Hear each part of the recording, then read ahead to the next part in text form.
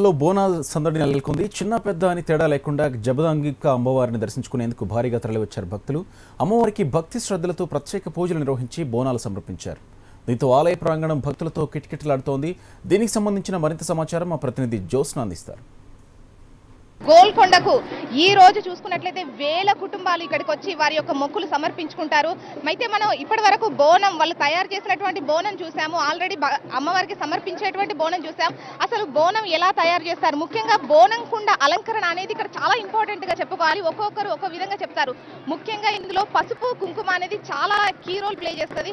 అయితే ఇక్కడ చూసుకున్నట్లయితే మనం పసుపు పచ్చ బోనాలు ఎక్కువగా చూస్తుంటాం, కాకపోతే ఇక్కడ వీళ్ళు మొత్తం కుంకుమతో బోనాలు తయారు చేస్తున్నారు. అదే విధంగా ఇక్కడ చూసుకున్నట్లయితే అమ్మవారి ప్రతిమ కూడా బోనానికి పెట్టినటువంటి సీన్ మీరు చూడొచ్చు.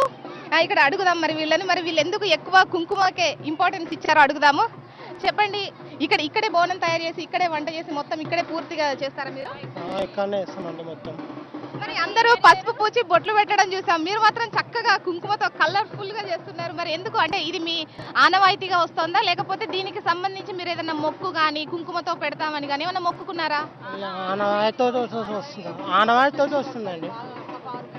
అమ్మవారికి ఇష్టము, అది ఒక ఆనందం ఉంటుంది, అదొక కడకాంతి కొడుతుంది అమ్మవారు. మా తృప్తితోటి ఆనందంతో పెడతాం. మరి మీరు బోనం తయారు చేశారా, ఈ రోజు ఎత్తుకుంటున్నారా? ఎత్తుకుంటున్నామండి. అవును. మరి ఎప్పుడు ప్రతిసారి ఏదో మొక్కుకుంటారా, లేకపోతే ఆనవాయితీగా వస్తుంది కాబట్టి బోనం చేస్తున్నారా? మరి మీ మొక్కులు ఎలా ఫలిస్తున్నాయి, అమ్మవారికి ఎలా కృతజ్ఞులై ఉంటున్నారు?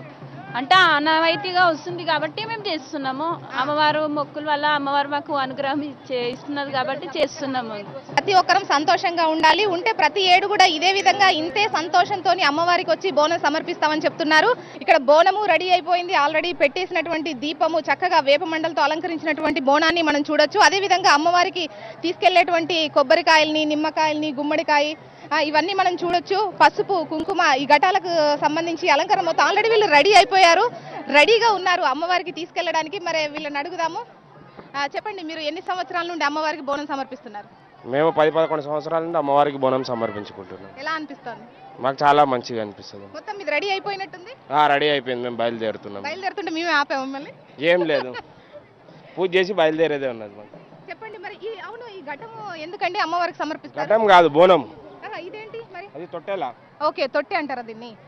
తొట్టి కాదు, తొట్టెలా ఎందుకండి అమ్మవారికి సమర్పిస్తారు తొట్టెలా? అంటే దీనికి ఏమన్నా ప్రత్యేకత ఉంటుందా? ఇది సమర్పిస్తే ఈ కోరిక తీరుతుంది అంటే ఒక్కొక్కటి కడితే ఒక్కొక్కటి అని దేవతలకు ఉంటుంది కదా. అమ్మవారికి ఇష్టం తొట్టెలా అంటే, అందుకని అమ్మవారికి తొట్టెలా సమర్పిస్తారు. వేల కుటుంబాలు ఇక్కడికి వచ్చి అమ్మవారికి, గోల్కొండ అమ్మవారికి, జగదాంబిక అమ్మవారికి బోనాలు సమర్పించేందుకు వేల కుటుంబాలు వాళ్ళ బోనాలు సమర్పించేందుకు వస్తున్నారు.